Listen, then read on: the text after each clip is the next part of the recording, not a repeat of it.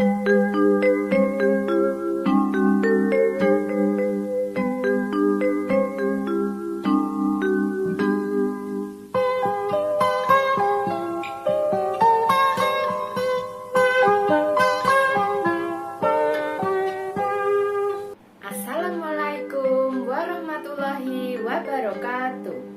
Yang terhormat, dosen penguji ujian praktik PPG dalam jabatan Angkatan 3 tahun 2021. Perkenalkan, nama saya Isti Winarni.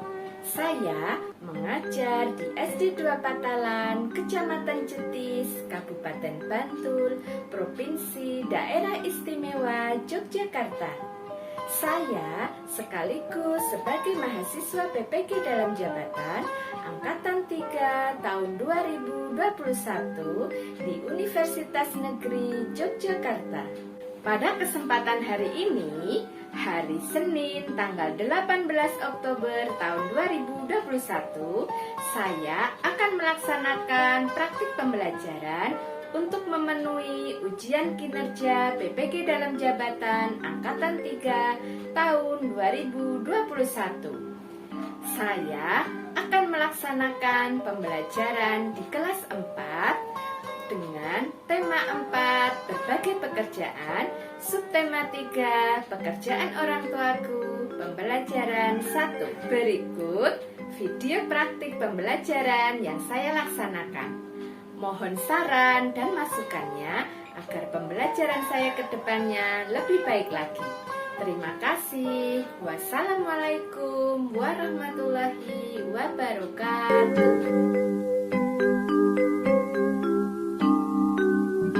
Pagiku cerahku, matahari bersinar, ku gendong tas merahku di pundak. Selamat pagi semua, ku nantikan dirimu di depan kelasmu, menantikan kami. Guruku tersayang, guru tercinta, tanpamu apa jadinya aku? Tak bisa baca tulis, mengerti banyak hal, guruku terima kasihku. Nyatanya diriku kadang buatmu marah, namun segala maaf kau berikan.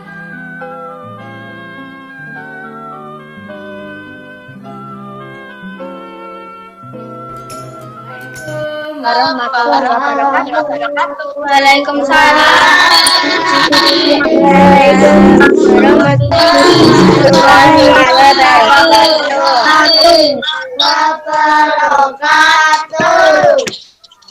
Selamat pagi anak-anak, bagaimana kabar kalian hari ini? Sehat. Alhamdulillah. Yuk, sebelum kita mulai belajar hari ini, kita berdoa terlebih dahulu. Bu Isti minta tolong kepada salah satu untuk memimpin berdoa, ya. Bu Isti minta tolong kepada Mbak Syakira untuk memimpin berdoa pagi ini. Ya, silahkan Mbak Syakira dipimpin berdoa teman-temannya. Mari teman-teman, sebelum pembelajaran kita mulai, kita berdoa terlebih dahulu. Berdoa dimulai.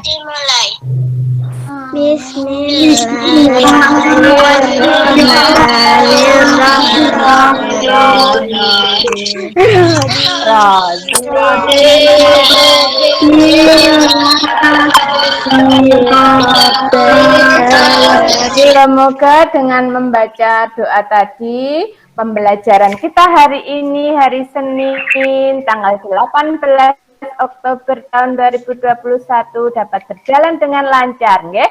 Dan ilmu yang kita dapatkan dapat bermanfaat. Oke, Bu Isti mengecek dulu ya kehadiran anak-anak. Ini Bu Isti sudah melihat anak-anak sudah hadir semua, nggih? Ada Mas Nanda, Mbak Dewi, nggih, Mas Randy, Mas Hanafi, di situ ada Mbak Farah, Mbak Zahra, Mas Dika, Mbak Alin, Mbak Rifka, Mas Arya, sama Mbak Syakira. Oke, Bu Isti ingatkan juga bagi yang belum mengisi link presensi yang sudah Bu Isti kirimkan melalui grup WA kelas, Silakan nanti diisi nggih. Saya sudah, Bu. Oke, bagus. Dewi sudah, Bu. Anak-anak. Ya, sebelum kita mulai pembelajaran hari ini, kita menyanyi dulu. Kita menyanyi lagu Satu Nusa Satu Bangsa.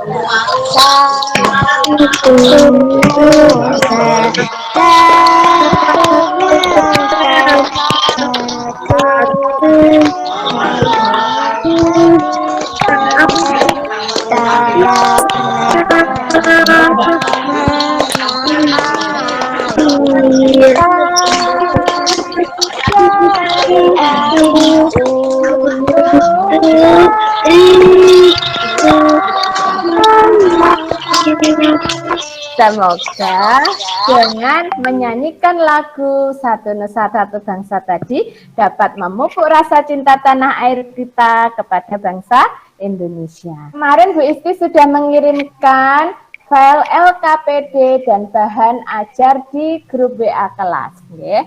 Coba Bu Isti akan mengecek kelengkapan belajar anak-anak. Siapa yang sedang menyiapkan LKPD-nya bisa menunjukkan di layar. Oke, bagus nggih. Semua sudah siap. Sudah siap dengan LKPD-nya, sudah siap untuk belajar hari ini. Nah, pada pembelajaran kemarin kita sudah belajar tentang jenis-jenis pekerjaan. Nah, jenis pekerjaan itu ada dua ya. Siapa yang masih ingat pekerjaan yang menghasilkan apa dan apa? Yuk, siapa yang masih ingat sebutkan jenis-jenis pekerjaan. Boleh? Dan menghasilkan jasa. Iya, pintar sekali ya. Tadi sudah dijawab sama Mas Arya. Jenis pekerjaan itu ada dua. Pekerjaan yang menghasilkan barang dan pekerjaan yang menghasilkan jasa. Oke, siapa yang masih ingat? Sebutkan yuk contoh jenis pekerjaan yang menghasilkan barang. Itu apa saja? Yuk, silahkan. Petani. Pengrajin kayu. Oke, bagus. Ada yang lain? Nah, yang lain apa sayang? Nelayan. Betul sekali. Itu adalah contoh jenis pekerjaan yang menghasilkan barang. Kemudian ada satu lagi pekerjaan yang menghasilkan jasa. Contohnya apa ya? Dokter. Penjahit, Pengacara. Guru. pengacara, Polisi. bagus, hebat-hebat ya. Anak-anak masih ingat dengan materi pembelajaran kemarin. Hari ini kita akan belajar tentang dampak pemanfaatan sumber daya alam yang tidak terkontrol dan jenis pekerjaan terkait sosial budaya di berbagai wilayah. Ya, tujuan pelajaran kita hari ini adalah setelah anak-anak mengikuti pembelajaran, diharapkan kalian dapat menganalisis dampak kurangnya menjaga keseimbangan dan pelestarian sumber daya alam di lingkungannya dengan tepat. Yang kedua, harapannya anak-anak dapat menyimpulkan upaya untuk menjaga keseimbangan dan pelestarian sumber daya alam di lingkungan dengan tepat. Yang ketiga, harapannya kalian juga dapat menganalisis jenis pekerjaan yang berhubungan dengan sosial budaya dengan tepat. Dan yang terakhir, tujuannya anak-anak dapat menguraikan kegiatan ekonomi yang dengan kehidupan sosial dan budaya di lingkungan sekitar dengan tepat. Nah, langkah-langkah pembelajarannya yaitu yang pertama nanti kalian akan mengamati gambar tentang penampakan hutan di Kalimantan dari tahun ke tahun. Kemudian kalian menuliskan perkembangan pohon dalam sebuah diagram secara singkat. Kemudian menuliskan upaya yang dapat dilakukan untuk menjaga kelestarian sumber daya alam Dan selanjutnya melengkapi sebuah diagram proses pengolahan kayu hingga menjadi barang berdaya guna. Dan langkah pembelajaran yang keempat, kita akan menguraikan kegiatan ekonomi dan hubungannya dengan berbagai bidang pekerjaan. Ya, anak, sebelum kita masuk dalam materi supaya kita lebih semangat lagi ya, kita tepuk cantik terlebih dahulu. Harapannya nanti anak-anak dapat cantik ya, cerdas, akademis, nasionalis, terampil, inovatif, kreatif ya. Sudah siap anak-anak untuk tepuk cantik? Sudah. Tepuk cantik.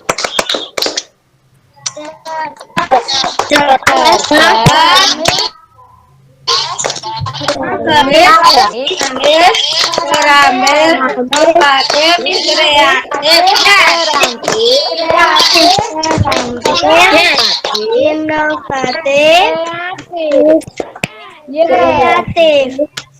Yes. Nah, Bu Isti berharap dalam pembelajaran hari ini anak-anak aktif ya, karena ada nilai keaktifan dari Bu Isti. Yuk mari kita amati anak-anak. Nah, yang nampak pada layar HP anak-anak ini adalah gambar pulau mana ya? Pulau mana? Pintar sekali.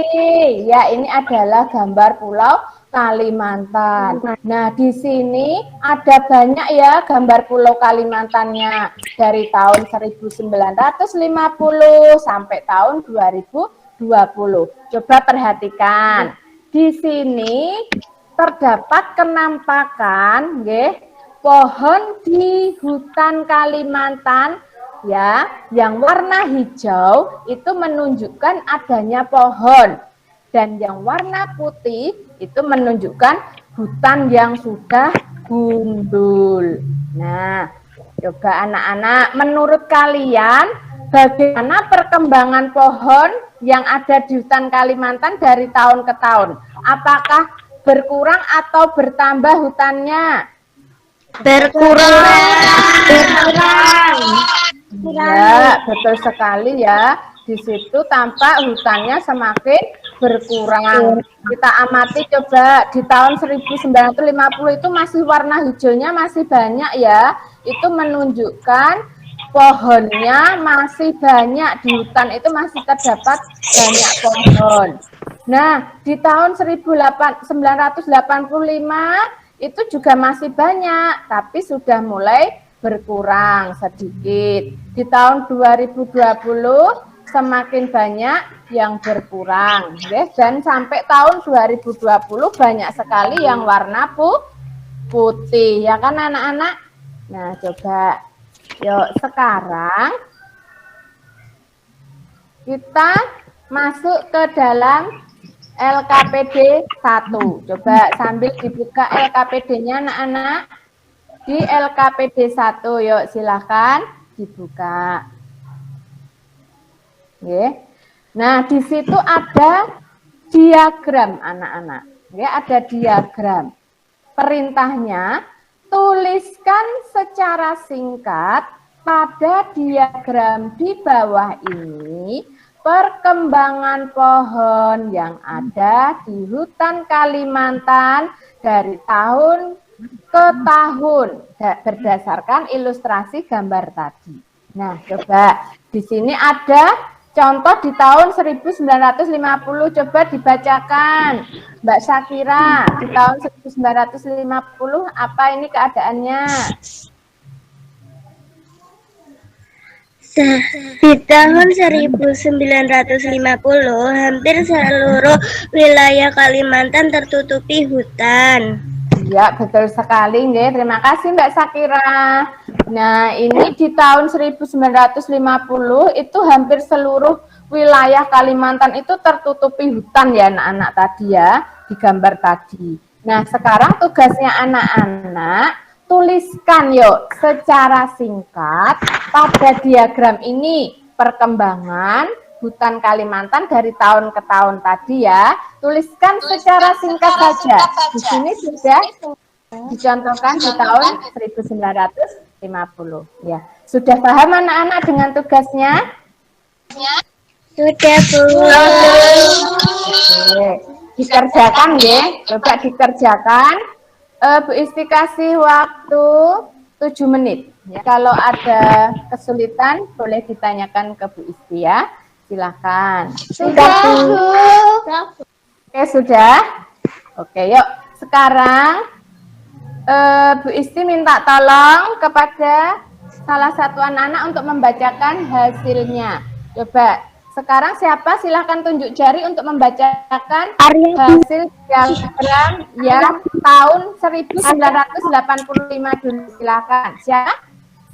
Saya, Bu. Saya, Bu Arya. Arya. Oke, silakan Mas Arya. Yang tahun 1985 ya Mas Arya. Yuk, silakan. Hutan di Kalimantan masih cukup luas dan banyak. Ya, betul sekali ya. Tahun 1985, hutan di Kalimantan masih cukup luas dan banyak. Karena dari gambar tadi ini, kita melihat masih banyak yang warna hijau. Berarti masih hutannya masih luas. Oke, bagus. Terima kasih Mas Arya. Untuk yang tahun 2000 silahkan siapa Saya, Bu. Saya, Bu. Nah, Mbak Sakira dulu ya, yang lain gantian nanti kebagian semua. Yuk silakan Mbak Sakira. Hutan di Kalimantan mulai berkurang.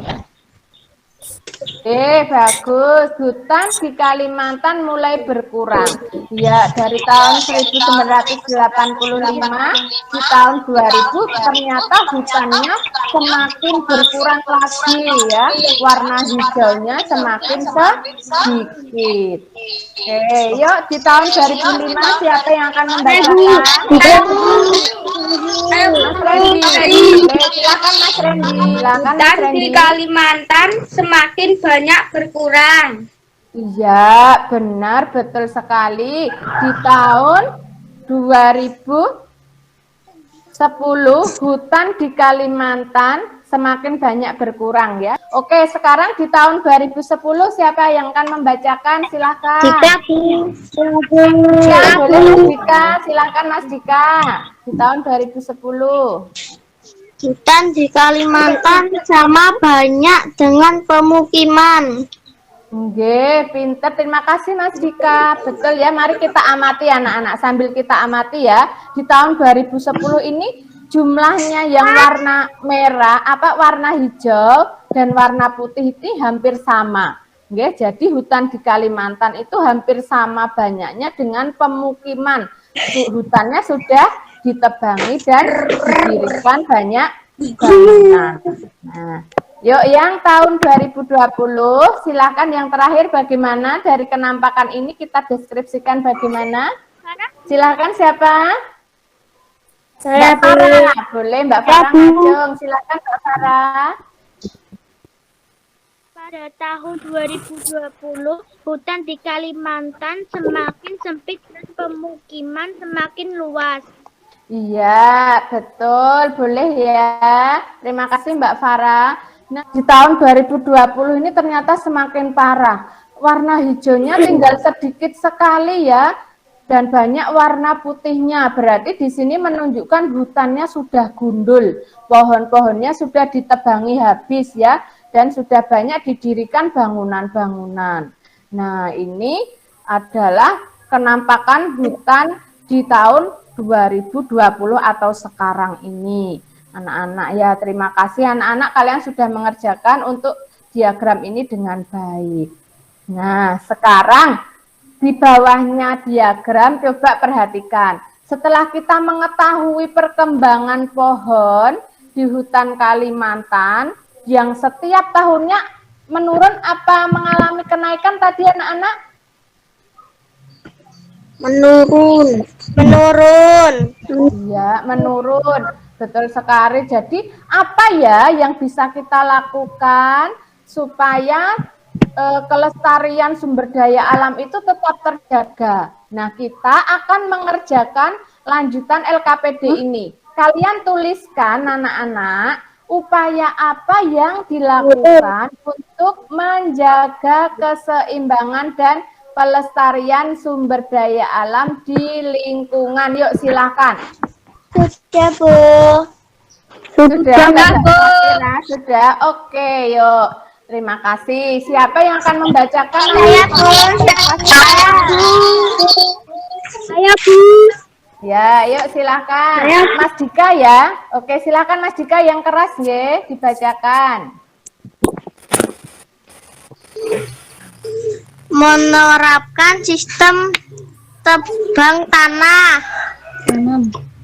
Tanam. Tadi Mas Dika sudah mengatakan dengan sistem tebang tanam. Bagus sekali. Selanjutnya siapa yang akan membacakan? Saya, Bu. Saya, Bu. Yuk Mbak Rizka. Silakan Mbak Rizka. Menerapkan sistem tebang pilih. Oke, pinter betul. Menerapkan sistem tebang pilih. Bagus. Selanjutnya silakan. Saya, Bu. Randy, silakan Mas Randy. Memberikan sanksi atau hukuman bagi penebang liar.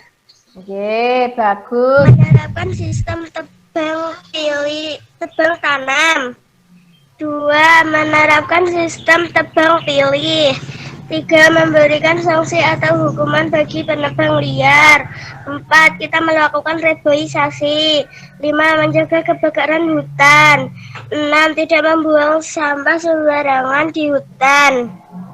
Ya, bagus sekali anak-anak ya.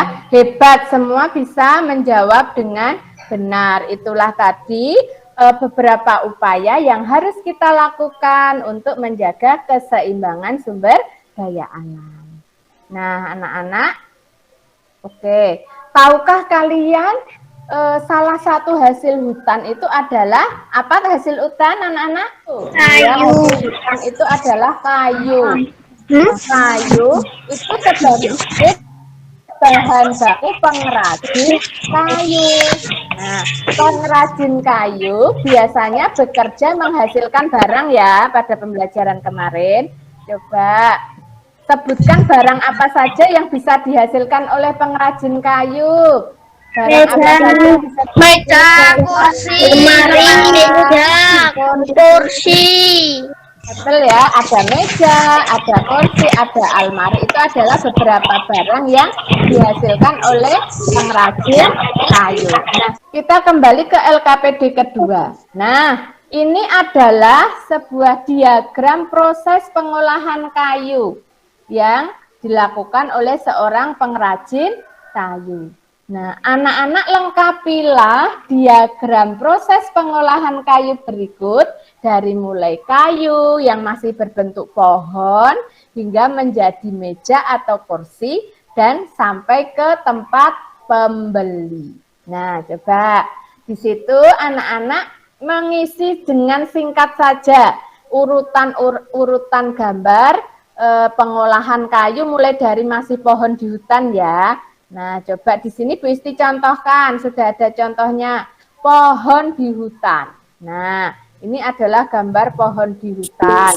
Nah, coba kalian tuliskan di LKPD deskripsi menurut gambar itu yang sesuai. Silahkan ya, ditulis dulu. Yuk. Sudah, Bu. Sudah, Bu. Sudah nggih? Sudah semua selesai? Sekarang coba siapa yang akan mempresentasikan hasilnya? Saya, Bu. Yang keras Mas Dika. Pohon di hutan. Menebang pohon. Kayu diangkut ke kota. Kayu diolah oleh pengrajin kayu. Dijual di toko mebel. Masyarakat membeli di toko mebel. Iya, betul. Terima kasih ya, Mas Dika. Sekarang tulislah, anak-anak. Tulislah berdasarkan diagram alur proses pengolahan kayu tadi. Jawablah pertanyaan di bawah ini dengan benar ya. Nomor 1, jelaskan proses yang terjadi sehingga meja dan kursi bisa sampai di rumahmu. Kemudian yang nomor 2, profesi apa saja yang terlibat agar meja dan kursi sampai di rumah pembeli. Oke, sekarang untuk mengerjakan nomor 1 dan 2, silahkan ya. Bu Isti kasih waktu dulu. Sudah, Bu. Sudah. Anak-anak siapa yang akan mempresentasikan hasilnya? Nama Saya, Bu. Mbak Syakira. Rifka. Saya, Bu. Silakan Mbak Rifka. Nomor 1. Pohon di hutan ditebang kemudian diangkut sampai ke pengrajin kayu. Pengrajin kayu mengolah kayu menjadi barang seperti meja dan kursi. Setelah jadi meja dan kursi, dijual ke toko mebel. Dari toko mebel, masyarakat yang membutuhkan dapat membelinya. Iya, betul sekali. Terima kasih Mbak Rifka sudah membacakan jawaban nomor 1 dengan baik. Ya, silakan yang mau membacakan lagi nomor 1, silakan. Saya, Bu Randy. Saya Bu Tika. Mas Dika, yuk silakan Mas Dika. Pohon di hutan ditebang, kemudian diangkut sampai ke pengrajin kayu. Pengrajin kayu mengolah kayu menjadi barang seperti meja dan kursi. Setelah jadi meja dan kursi, dijual ke toko mebel. Dari toko mebel, masyarakat yang membutuhkan dapat membelinya. Ya, bagus. Terima kasih, Mas Dika. Ya. Untuk sekarang nomor 2, silakan yang akan membacakan atau mempresentasikan profesi apa saja yang terlibat agar meja dan Saya, kursi Bu pembeli. Syakira. Silakan Mbak Syakira. 1. Penebang pohon. 2. Sopir pengangkut kayu. 3. Pengrajin kayu. Dan 4. Pedagang atau penjual mebel. Ya, bagus. Terima kasih Mbak Syakira. Betul sekali ya. Nah, sekarang dari jawaban yang sudah kalian jawab tadi semuanya sudah bagus. Di sini Bu Isti akan memberikan penguatan ya. Oke, jadi dari tahun ke tahun kondisi pohon di hutan Kalimantan itu semakin mengalami penurunan ya. Tadi seperti kita lihat dalam urutan gambar Pulau Kalimantan tadi. Kemudian yang kedua, pohon yang berkurang di hutan itu juga dapat menimbulkan abrasi, pemanasan global, dan bencana longsor. Yang ketiga, upaya yang harus kita lakukan untuk menjaga kelestarian hutan adalah yang pertama tadi sudah anak-anak jelaskan ya, bisa dengan melakukan reboisasi, menerapkan sistem tebang pilih, menerapkan sistem tebang tanam, melakukan penebangan secara konservatif ya, memberikan sanksi bagi yang menebang sembarangan, kemudian kita tidak boleh membuang sampah sembarangan di hutan. Nah, itulah anak-anak untuk pembelajaran hari ini. Adakah yang ingin ditanyakan anak-anak? Sudah paham atau belum untuk materi hari ini?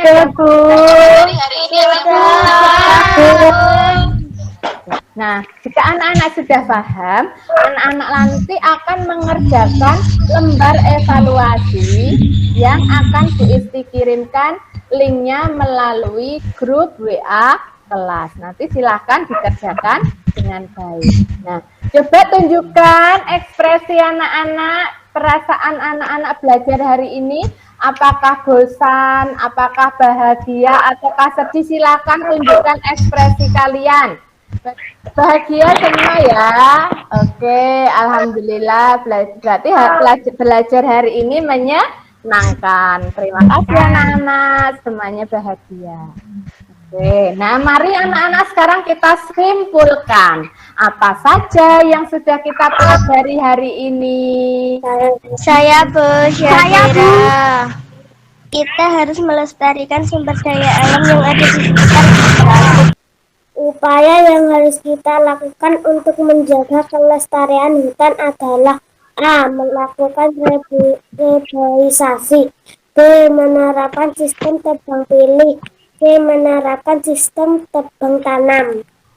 Iya, bagus sekali ya. Kesimpulan kita hari ini juga upaya yang harus kita lakukan untuk menjaga kelestarian hutan, salah satunya adalah bisa melakukan reboisasi ya, tebang pilih dan tebang tanam. Bagus. Selanjutnya apa kesimpulan hari ini anak-anak?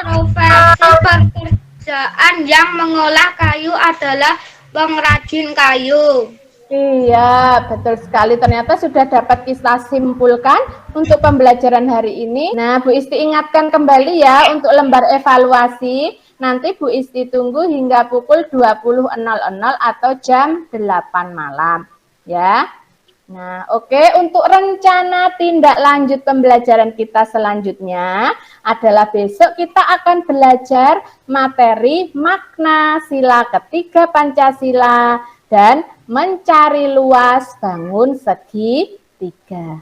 Oke, silakan anak-anak untuk mempersiapkan pembelajaran hari selanjutnya. Kalian bisa membaca terlebih dahulu buku paketnya di halaman 104 sampai 110. Oke, itu adalah rencana tindak lanjut pembelajaran kita besok selanjutnya. Nah, anak-anak, pembelajaran hari ini kita sudah selesai. Sebelum kita akhiri pembelajaran hari ini, kita berdoa terlebih dahulu.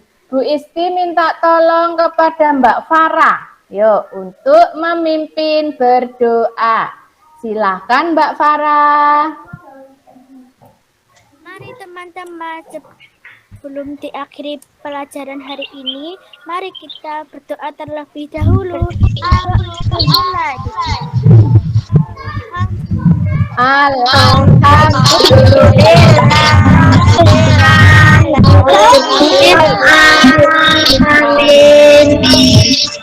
Isti ingatkan kembali, ingat selalu pesan Ibu, selalu memakai masker, cuci tangan pakai sabun, menjaga jarak, dan menghindari kerumunan.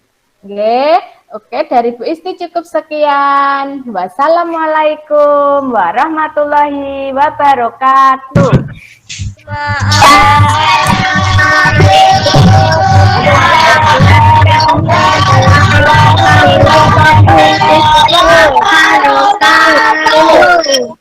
Oke, terima kasih anak-anak. Sampai jumpa pada pembelajaran selanjutnya.